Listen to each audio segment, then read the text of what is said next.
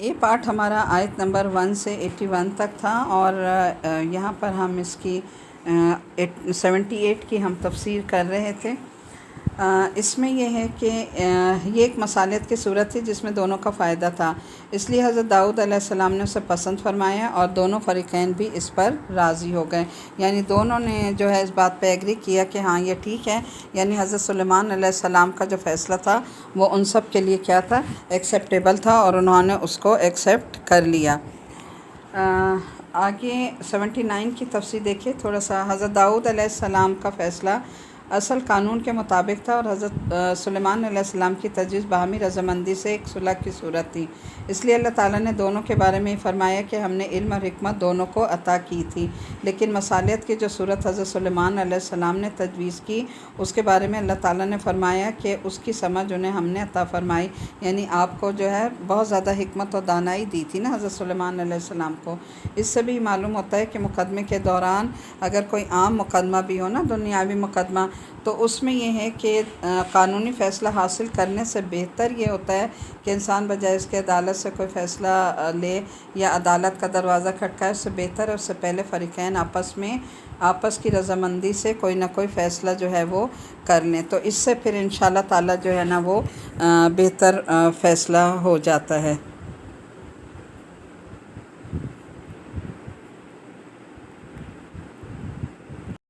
جی، تو یہ بہتر جو مصالحت کی کوشش تھی وہ ہو گئی۔ اس کے بعد آپ دیکھیں حضرت داؤد علیہ السلام کو بھی اللہ تعالیٰ نے بہت سارے معجزات عطا کیے تھے، ان میں ان کی آواز بھی ایک معجزہ تھی، اور کہتے ہیں کہ ان کی اتنی دلکش آواز تھی کہ جب اللہ تعالیٰ کا ذکر کرتے تھے تو پہاڑ بھی آپ کے ساتھ ذکر اور تسبیح میں شریک ہو جایا کرتے تھے، اور اڑتے ہوئے پرندے بھی رک جاتے تھے اور وہ بھی ذکر کرنے لگتے تھے، یعنی اتنی آپ کی خوبصورت اور دلکش آواز تھی۔ پھر آیت نمبر 80 میں ہی دیکھیے کہ اللہ تعالیٰ نے لوہے کو، یہ جو تھے حضرت داؤد علیہ السلام، ان کو ایک اور کیا ہے وہ دی تھی خوبی کہ ان کے ہاتھ میں لوہا بالکل نرم ہو جاتا تھا، اور وہ اسے جس طرح چاہتے موڑ لیتے تھے، اور لوہے کی ذرا اس طرح بناتے تھے کہ اس کے تمام خانے نہایت متوازن ہو جائیں۔ تو ظاہر ہے یعنی اللہ نے ان کے ہاتھ میں ایک پوری لوہے کی صنعت رکھ دی تھی نا، کہ لوہے کو آپ دیکھیں کہ مشینوں کے ذریعے کس طرح میلٹ کیا جاتا ہے، اللہ نے قدرتی طور پر ان کے ہاتھ میں اتنا وزن دیا تھا کہ وہ اپنے ہاتھ سے اس کو مولڈ کر لیتے تھے اور جیسی چیزیں چاہتے تھے بنا لیا کرتے تھے، یعنی پوری ایک صنعت اللہ نے ان کے ہاتھ میں دے دی تھی۔ تو حضرت داؤد علیہ السلام نے اللہ تعالیٰ نے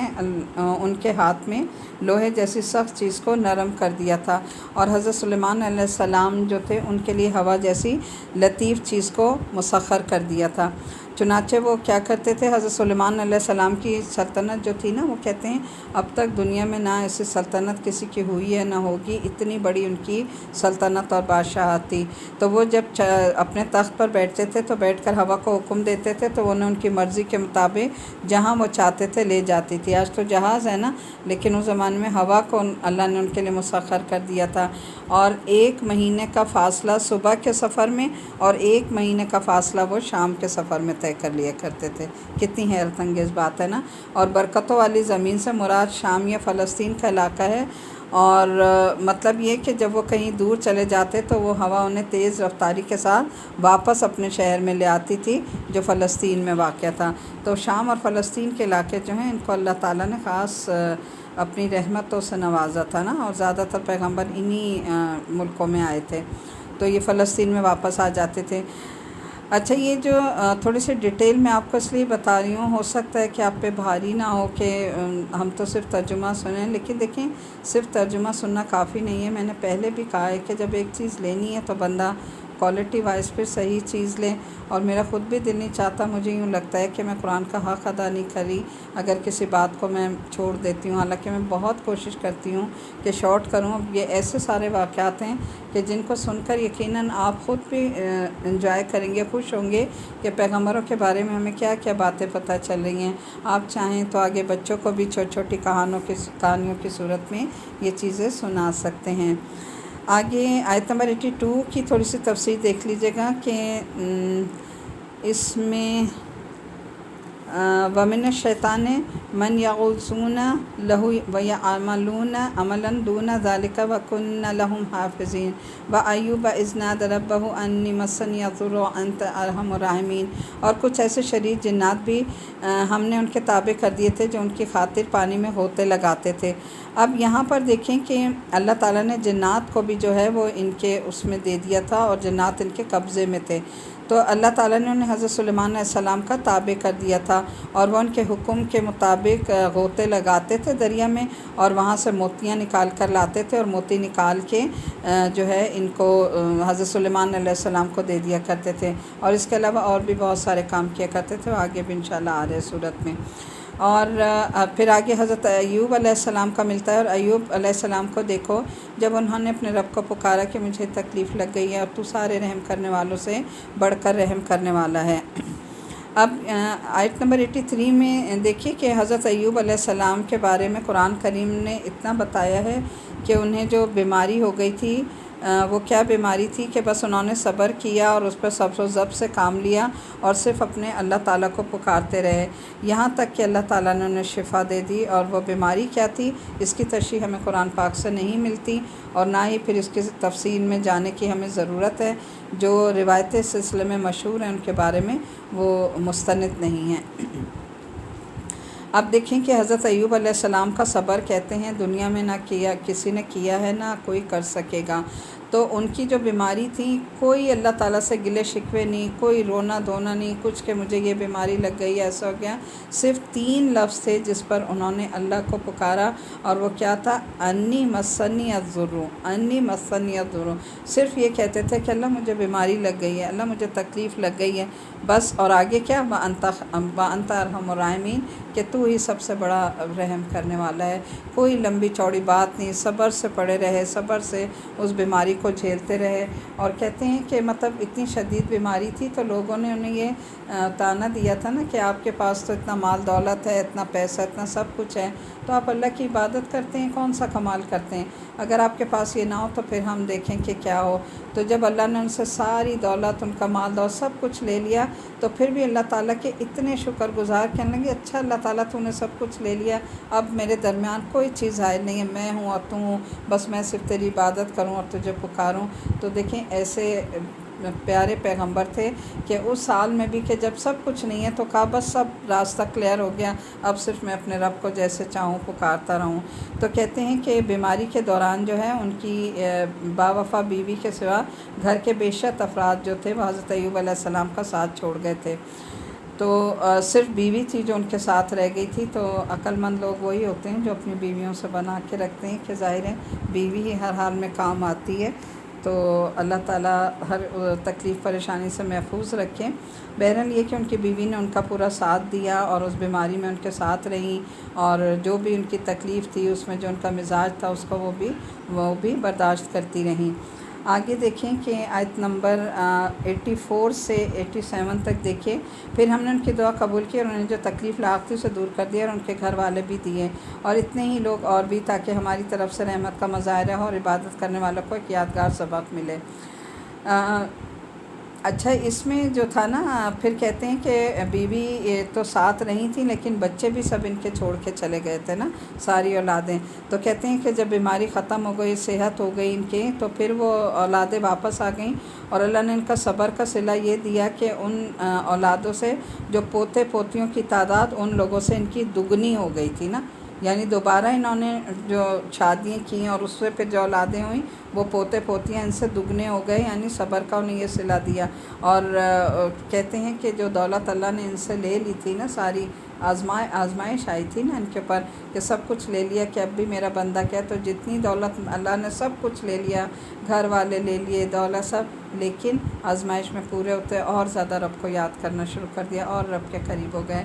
تو دیکھیں کہ کہتے ہیں کہ ان کے گھر میں باقاعدہ پھر جب یہ سارا معاملہ ختم ہو گیا، آزمائش ختم ہو گئی، تو ان کے گھر میں سونے کے پتنگے صحن میں آ کے گرا کرتے تھے، سونے کے پتنگوں کے اللہ تعالیٰ نے ان کے گھر میں بارش کی، اتنی دولت تھی، لیکن ہر حال میں اللہ تعالیٰ کا شکر ادا کرنے والے۔ تو دیکھیں اس آزمائش سے ہمیں بھی کیا پتہ چلتا ہے، ہر اس کو تھوڑا سا ریلیٹ کیا کریں کہ پیغمبروں کے واقعات سنانے کا مقصد اللہ تعالیٰ کا کیا ہے، کہ جب بھی کوئی آزمائش اللہ کے نیک اور محبوب بندوں پہ آزمائشیں آتی ہیں، تو اگر کوئی آزمائش آ بھی جائے تو ہمیں کوئی واویلا نہیں کرنا، رونا دھونا نہیں، صبر کریں اور اللہ تعالیٰ سے کہیں کہ اللہ اگر آپ کی طرف سے آنے والی یہ آزمائش ہے تو مجھے اس آزمائش میں پورا اتار، اور اللہ تعالیٰ کے اور قریب ہو جائیں۔ اور کہتے ہیں کہ اگر کسی تکلیف میں یا کسی بیماری میں یا کوئی بھی ایسا مسئلہ ہو آپ کے ساتھ، اس میں اللہ کا قرب زیادہ ہو جائے، عبادات زیادہ ہو جائیں، تو سمجھ لیں کہ یہ اللہ کی طرف سے آزمائش ہے۔ اللہ اپنے بندوں کو قریب کرنا چاہتا ہے تو آزمائش بھیجتا ہے، تو اللہ تعالیٰ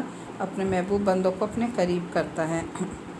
آگے دیکھیے کہ اور مچھلی والے پیغمبر یعنی یونس علیہ السلام کو دیکھو کہ جب وہ خفا ہو کر چل پڑے اور یہ سمجھے تھے کہ ہم ان کی کوئی پکڑ نہیں کریں گے، پھر انہوں نے اندھیروں میں سے آواز لگائی۔ کیا آواز لگائی؟ فنادى في الظلمات أن لا إله إلا أنت سبحانك إني كنت من الظالمين، یا اللہ تیرے سوا کوئی معبود نہیں، تو ہر عیب سے پاک ہے، بے شک میں قصوروار ہوں۔ اب دیکھیں انہوں نے اللہ کو کیسے پکارا، سب سے پہلے ایڈمٹ کیا اپنی غلطی کو کہ اللہ تعالیٰ میں قصوروار ہوں، یا میں ظالم ہوں، میں نے غلطی کی ہے اور مجھ سے قصور ہو گیا ہے، اس لیے اب میں تجھے پکار رہا ہوں اور تیری مدد چاہتا ہوں۔ تو ہم بھی جیسے آج کل یہ وظیفہ بہت پڑھ رہے ہیں نا سب، تو اس میں سب سے پہلے اپنی غلطی کو ایڈمٹ کریں، ہر بندہ اپنی اپنی جگہ اپنے گناہوں کو ایڈمٹ کرے کہ اللہ میں نے کیا گناہ کیے ہیں۔ پہلے لیکچر میں نے بہت لمبا چوڑا اس پہ لیکچر کیا ہے کہ آپ بیٹھ جائیں جا نماز پر، اللہ سے رو رو کے فریاد کریں کہ اللہ میں نے فلاں جگہ فلاں وقت یہ گناہ کیا، یہ زیادتی کی، یہ اس کا حق مارا، سب کو ایڈمٹ کر کے پھر اللہ سے یہ دعا مانگیں لا الہ الا انت کہ اللہ بس میں ظالم ہوں، لیکن یہ کہ تو جو ہے تیرے سوا کوئی ہے نہیں جو مجھے معاف کر سکے، تیری ذات پاک ہے۔ تو پھر انشاءاللہ تعالی اللہ کی رحمت ضرور پلٹ کر آئے گی جب ہم اپنی غلطیوں کا اعتراف کریں گے اور آئندہ کے لیے دعا کریں گے کہ اللہ ہمیں ان گناہوں سے، ان غلطیوں سے بچا لے۔ بے شک اللہ تعالیٰ بہت، جیسے پیچھے حضرت ایوب دعا مانگ رہے ہیں یار ہم اور آمین، تو اس سے بڑھ کے تو کوئی رحم والا ہے ہی نہیں۔ تو اللہ تعالیٰ بڑا رحمت والا ہے، اللہ اپنے بندوں پر اتنا ہی بوجھ ڈالتا ہے جتنا وہ برداشت کر سکتے ہیں۔ آگے دیکھیے آیت نمبر 88 سے 90 تک، فاستجبنا له ونجيناه من الغم وكذلك ننجي المؤمنين وزكريا إذ نادى ربه رب لا تذرني فردا وأنت خير الوارثين فاستجبنا له ووهبنا له يحيى وأصلحنا له زوجا إنه كانوا يسارعون في الخيرات ويدعوننا رغبا ورهبا وكانوا لنا خاشعين۔ اس پر ہم نے ان کی دعا قبول کی اور انہیں گھٹن سے نجات دی، یعنی اللہ نے ان کی دعا سن لی اور پھر کیا ہوا، اور اسی طرح ہم ایمان رکھنے والوں کو نجات دیتے ہیں۔ ہوا یہ کہ پہلے وہ اپنی بستی کو چھوڑ گئے، اللہ تعالیٰ کو یہ بات پسند نہیں آئی، یعنی انہوں نے اللہ کے ابھی جو ہے جواب کا انتظار نہیں کیا اور غصے میں آ کر وہ بستی سے نکل آئے، اور اس کی وجہ سے ان پر یہ آزمائش آئی کہ جب کشتی میں سوار ہوئے تھے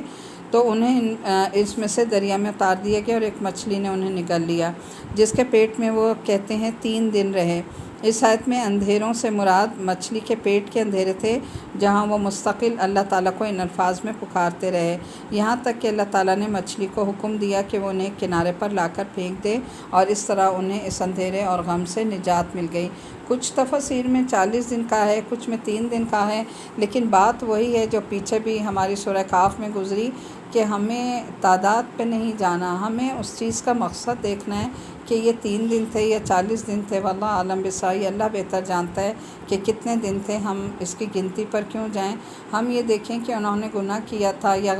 گناہ تو نہیں کہتے نبیوں کو، ان سے غلطی ہو گئی تھی، کوتاہی ہو گئی تھی، اور انہوں نے کس طرح اپنے رب کو پکارا، تو ہمیں بھی اپنی غلطی کا اعتراف کر کے اپنے رب کو پکارنا ہے۔ تو انشاءاللہ تعالی اللہ اس جو آج کل یہ ایک اندھیرا ہے ہمارے لیے، ایک وبا کا، انشاءاللہ اللہ تعالی ہمیں اس سے محفوظ فرما دیں گے۔ آگے دیکھیں آیت نمبر 89، اور زکریا علیہ السلام کو دیکھو جب انہوں نے اپنے پروردگار کو پکارا تھا کہ یا رب مجھے اکیلا نہ چھوڑیے اور آپ سب سے بہتر وارث ہیں، یہ انہوں نے اولاد کے لیے دعا مانگی تھی، تو آپ بھی اس کو ہائی لائٹ کر لیجیے گا کہ یہ دعا مانگیں اللہ تعالیٰ سے، جن کی اولاد نہیں ہے انشاءاللہ تعالیٰ اللہ تعالیٰ انہیں بھی وارث عطا کرے گا، اور ان کی خاطر چنانچہ ہم نے ان کی دعا قبول کی اور ان کو یحییٰ جیسا بیٹا عطا کیا۔ اس کی ساری ڈیٹیل پیچھے گزر چکی ہے نا، جو ہم پڑھ چکے ہیں، اور ان کی خاطر ان کی بیوی کو اچھا کر دیا۔ یقیناً یہ لوگ بھلائی کے کاموں میں تیزی دکھاتے تھے اور ہمیں شوق اور روب کے عالم میں پکارا کرتے تھے، اور ان کے دل ہمارے آگے جھکے ہوئے تھے۔ اب ہمارے لیے بھی اس میں دیکھیں دو تین پوائنٹ ہمارے سامنے بھی آ رہے ہیں نا اپنے عمل کے لیے۔ ایک تو یہ کہ ان کا کیا کام تھا کہ وہ لوگ بھلائی کے یعنی یسارعون فی الخیرات، نیکیوں میں سبقت لے جانے والے لوگ تھے نا، کہ اللہ کو ہر حال میں جو ہے پکارتے تھے اور ساتھ نیکیوں میں سبقت حاصل کرتے تھے، ایمان والے لوگ تھے۔ تو ہمیں بھی نیکیوں میں ایک دوسرے کے ساتھ سبقت حاصل کرنی ہے، عام دنوں میں بھی، اور آج کل خاص طور پہ روزے جو ہیں رمضان کا مہینہ، یہ تو آپ ویسے بھی دیکھیں کہ نیکیوں کا موسم بہار ہے، جتنی ہو سکے نیکیاں کریں، اللہ سے یہ کہہ کے کریں کہ اللہ کسی تو میری نیکی کو آپ قبول کریں گے، میں یہ بھی کر لوں، یہ بھی کر لوں، نمازیں بھی پڑھ لوں، صدقہ خیرات بھی، روز سب، اللہ کسی کاوش کو قبول فرما لیجئے۔ اور پھر وہ کیا کرتے تھے، وَيَدْعُونَنَا رَغَبًا وَرَهْبًا، اور وہ ہمیں شوق اور روب کے عالم میں پکارا کرتے تھے۔ تو ہمارے لیے بھی کیا سبق ہے کہ عام دنوں میں بھی اور ان دنوں میں خصوصاً رمضان میں اپنے رب کو پکاریں، اور آگے پیچھے بھی کوئی مشکل ہو، کوئی پریشانی ہو تو کسی کے آگے رونے دھونے کے لیے نہیں، بلکہ صرف اپنے رب کو پکاریں اور اس سے مدد مانگیں۔ دو نفصلات الحاجات اپنی زندگی کا ایک مقصد بنا لیں کہ چاہے چھوٹا مسئلہ ہے، بڑا مسئلہ ہے، فوراً دو نفصلات الحاجات پڑھیں اور اپنے رب کو پکاریں، اپنے رب کے آگے روئیں، اس کے آگے گڑ گڑائیں، اس سے مانگیں، انشاءاللہ وہ ضرور دے گا آپ کو نا۔ اس کے بعد دیکھیں آیت نمبر 91 سے 95 تک دیکھیے، والتی احسنت فرجها فنفخنا فيها من روحنا وجعلناها وابنها آیۃ للعالمین۔ اور اس خاتون کو دیکھو جس نے اپنی عصمت کی حفاظت کی تھی، پھر ہم نے اس کے اندر اپنی روح پھونکی اور انہیں اور ان کے بیٹے کو دنیا جہان والے لوگوں کے لیے ایک نشانی بنا دیا۔ کس کا ذکر ہے؟ حضرت مریم علیہ السلام کہ جنہیں اللہ تعالیٰ نے ان کے بیٹے حضرت عیسیٰ علیہ السلام کو بغیر باپ کے پیدا کر کے انہیں اپنی قدرت کاملہ کی ایک عظیم نشانی بنا دیا تھا، اور سب کے لیے اور خصوصاً عورتوں اور لڑکیوں کے لیے ان کے کردار میں ایک بہترین نمونہ ہے، بہترین آئیڈیل ہے کہ انہوں نے کس طرح اپنے کردار کی، اپنے عصمت کی حفاظت کی، اور اللہ تعالیٰ نے انہیں کتنا جو ہے برگزیدہ کیا۔ لوگوں یقین رکھو کہ یہ دین جس کی تمام 92 95 تک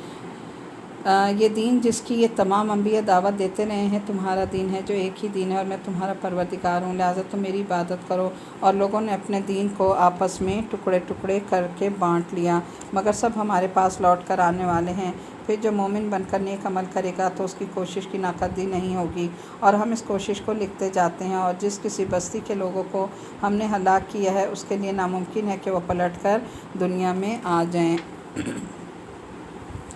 آیت نمبر 96 سے 100 تک دیکھیے، یہاں تک کہ جب یاجوج اور ماجوج کو کھول دیا جائے گا اور وہ بلندی سے پھسلتے ہوئے نظر آئیں گے اور سچا وعدہ پورا ہونے کا وقت قریب آ جائے گا، تو اچانک حالت یہ ہوگی کہ جن لوگوں نے کفر اپنا لیا تھا ان کی آنکھیں پھٹی کی پھٹی رہ جائیں گی، اور وہ کہیں گے کہ ہائے ہماری کم بختی، ہم اس چیز سے بالکل ہی غفلت میں تھے، بلکہ ہم نے بڑے ستم ڈھائے۔ اے شرک کرنے والو، یقین رکھو کہ تم اور جن کی تم اللہ کو چھوڑ کر عبادت کرتے ہو وہ سب جہنم کا ایندھن ہے، تمہیں اسی جہنم میں جانا ہے۔ اگر یہ واقعی خدا ہوتے تو جہنم میں نہ جاتے، اور سب کے سب اس اندیشے میں رہیں گے کہ وہاں ان کی چیخیں نکلیں گی اور وہاں انہیں کوئی سننے والا نہ ہوگا۔ آیت 96 میں دیکھ لیجیے کہ مطلب یہ ہے کہ لوگوں کو دوبارہ زندہ کرنا اس وقت ہوگا کہ جب قیامت آئے گی، اور اس کی علامت یہ ہوگی کہ یاجوج اور ماجوج کے وحشی قبیلے بہت بڑی تعداد میں دنیا پر حملہ آور ہوں گے، اور ایسا محسوس ہوگا کہ وہ کسی بلند جگہ سے پھسلتے ہوئے آ رہے ہیں۔ اس کے بعد دیکھیں آیت نمبر 101 سے 105 تک، البتہ جن لوگوں کے لیے ہماری طرف سے بھلائی پہلے لکھی جا چکی ہے، یعنی نیک مومن، ان کو اس جہنم سے دور رکھا جائے گا، وہ اس کی سرسراہٹ بھی نہیں سنیں گے، اور وہ ہمیشہ اپنی من پسند چیزوں کے درمیان رہیں گے۔ ان کو وہ قیامت کی سب سے بڑی پریشانی غمگین نہیں کرے گی، اور فرشتے ان کا یہ کہہ کر استقبال کریں گے کہ یہ تمہارا وہ دن ہے جس کا تم سے وعدہ کیا جاتا تھا۔ اس دن کا دھیان رکھو جب ہم آسمان کو اس طرح لپیٹ دیں گے جیسے کاغذ کے تومار میں تحریریں لپیٹ دی جاتی ہیں۔ جس طرح ہم نے پہلی بار تخلیق کی ابتدا کی تھی اسی طرح ہم دوبارہ بھی پیدا کریں گے۔ یہ ایک وعدہ ہے جسے پورا کرنے کا ہم نے ذمہ لے رکھا ہے، ہمیں یقیناً یہ کام کرنا ہے، اور ہم نے زبور میں نصیحت کے بعد یہ لکھ دیا تھا کہ زمین کے وارث ہمارے نیک بندے ہوں گے۔ 105 آیت میں کیا ہے کہ آخرت میں ساری زمین پر کسی کافر کا کوئی حصہ نہیں ہوگا۔ یہ بات غور سے سن لیجئے کہ بہت خوشخبری ہے کہ آخرت میں ساری زمین پر کسی کافر کا کوئی حصہ نہیں ہوگا، بلکہ وہ اللہ تعالیٰ کے نیک بندوں کو ہی یعنی مومنوں کو ملے گی انشاءاللہ۔ آگے دیکھیے 106 سے 112 تک۔ بے شک اس قرآن میں عبادت گزاروں کے لیے کافی پیغام ہیں۔ اب یہ جو پیغمبر ہیں یہ سارے اللہ کے نیک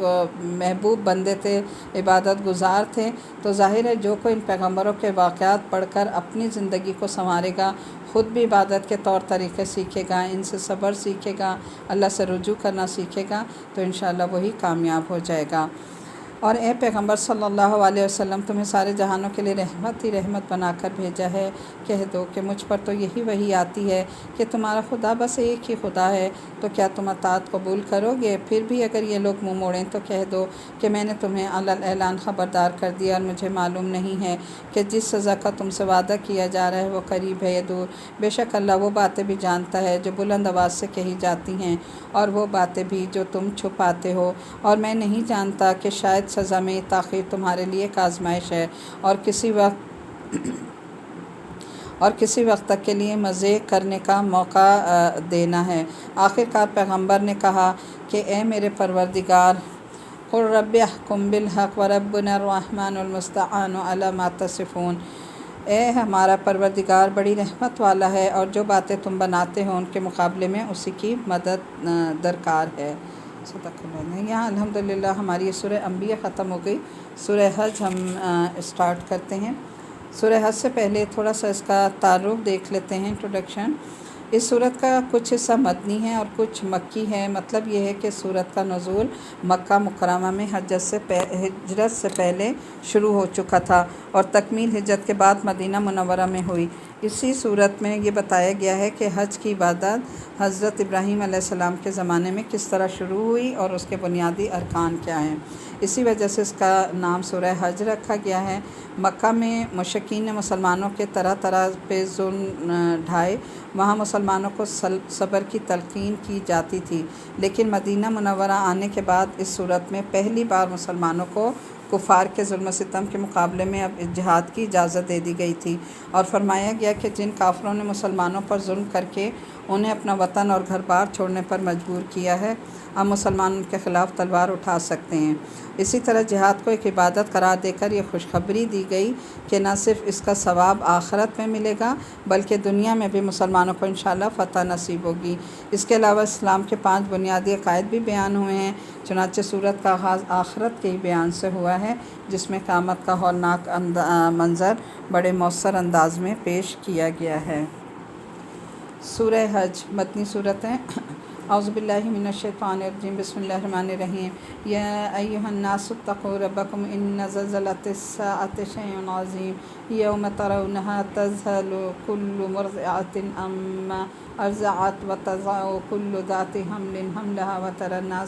وترى الناس سکارى وما هم بسکارى ولکن عذاب اللہ شدید ومن الناس من یجادل فی اللہ بغیر علم ویتبع کل شیطان مرید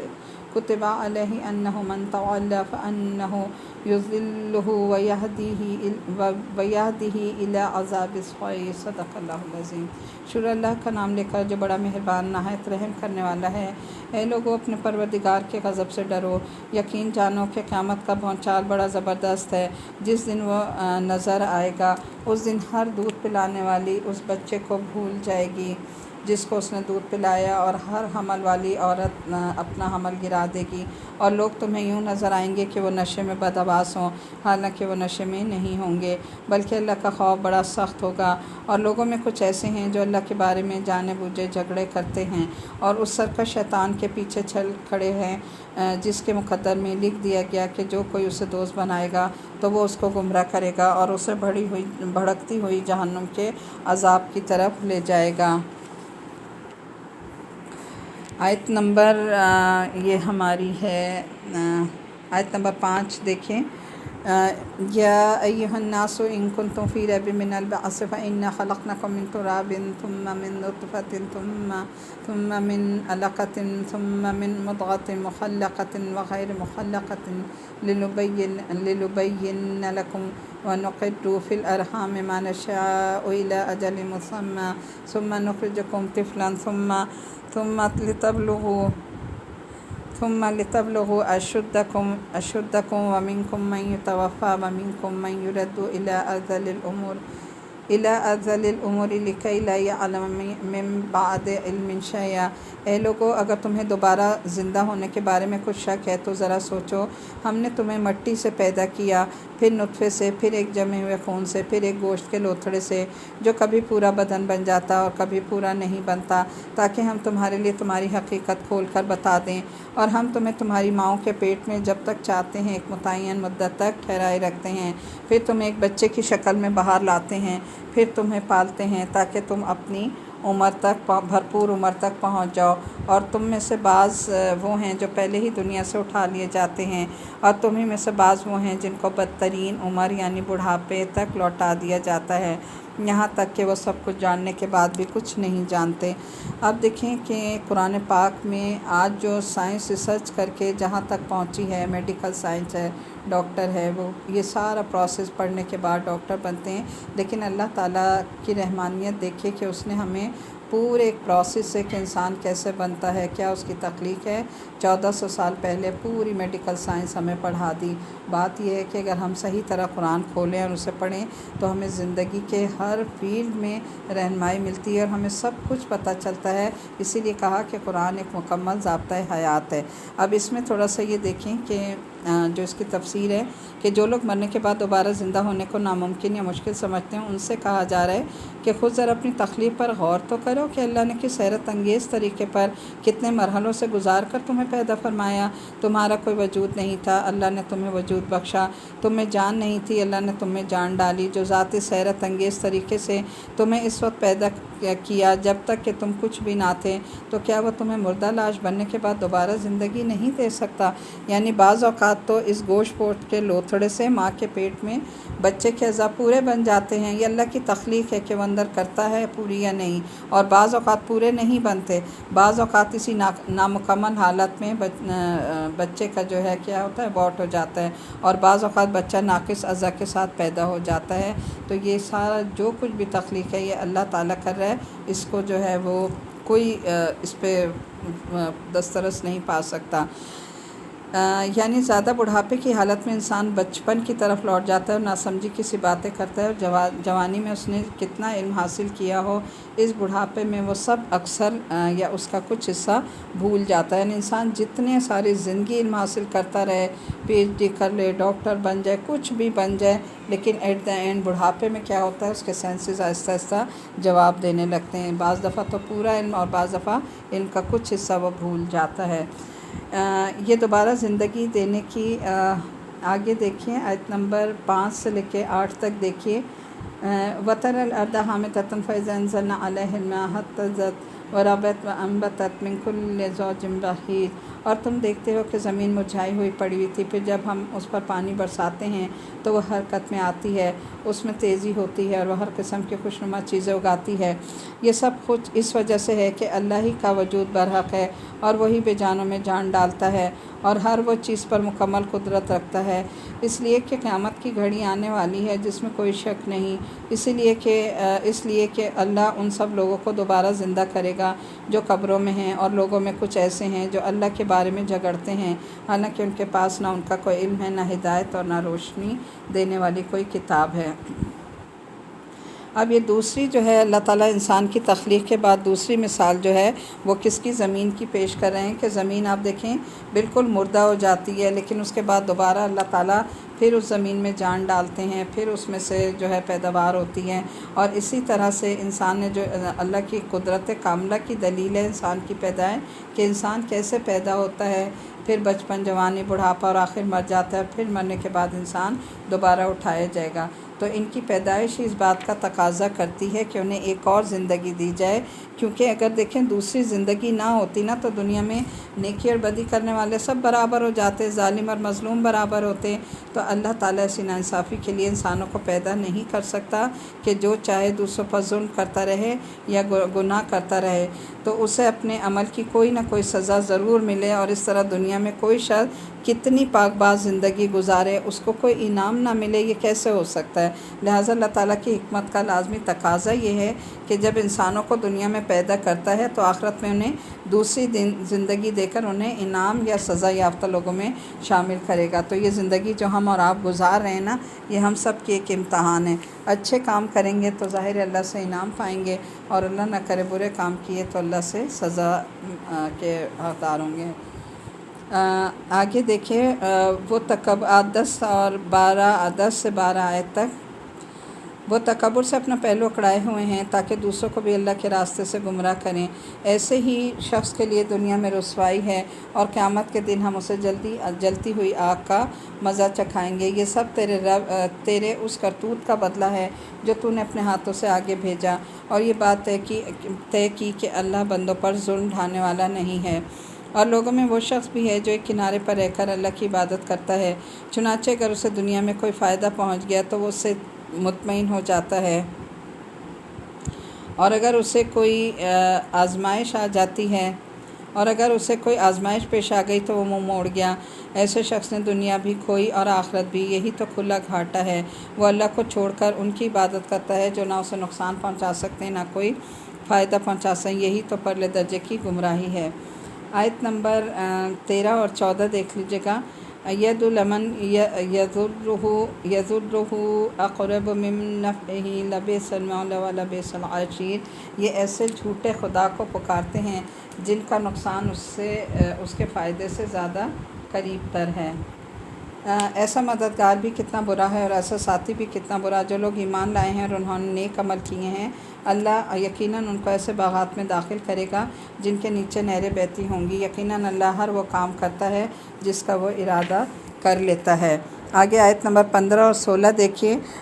جو شخص یہ سمجھتا ہے کہ اللہ دنیا اور آخرت میں اس پیغمبر کی مدد نہیں کرے گا تو وہ آسمان تک ایک رسی تان کر رابطہ کاٹ لے، پھر دیکھے کہ کیا اس کی تدبیر اس کی جھنجھلاہٹ دور کر سکتی ہے۔ اور ہم نے وَكَذَلِكَ أَنزَلْنَاهُ آيَاتٍ بَيِّنَاتٍ وَأَنَّ اللَّهَ يَهْدِي مَن يُرِيدُ، اور ہم نے اس قرآن کو کھلی کھلی نشانیوں کی صورت میں اسی طرح اتارا ہے، اور اللہ جس کو چاہتا ہے ہدایت دیتا ہے۔ آگے دیکھیں آیت نمبر 17-18۔ بلا شبہ مومن ہوں یا یہودی، صابی ہوں یا نصرانی اور مجوسی، یا وہ جنہوں نے شرک اختیار کیا ہو، اللہ قیامت کے دن ان سب کے درمیان فیصلہ کرے گا۔ یقیناً اللہ ہر چیز کا گواہ ہے۔ کیا تم نے دیکھا نہیں کہ اللہ کے آگے وہ سب سجدہ کرتے ہیں جو آسمانوں میں ہیں اور وہ سب جو زمین میں ہیں؟ الم تر ان اللہ یسجد لہ من فی السماوات ومن فی الارض والشمس والقمر والنجوم والجبال والشجر والدواب وکثیر من الناس وکثیر حق علیہ العذاب ومن یہن اللہ فما لہ من مکرم ان اللہ یفعل ما یشاء۔ نیز سورج اور چاند، ستارے اور پہاڑ، درخت اور جانور، اور بہت سے انسان بھی، اور بہت سے ایسے بھی ہیں جن پر عذاب طے ہو چکا ہے، اور جسے اللہ ذلیل کر دے کوئی نہیں ہے جو اسے عزت دے سکے۔ یقیناً وہی کرتا ہے جو وہ چاہتا ہے۔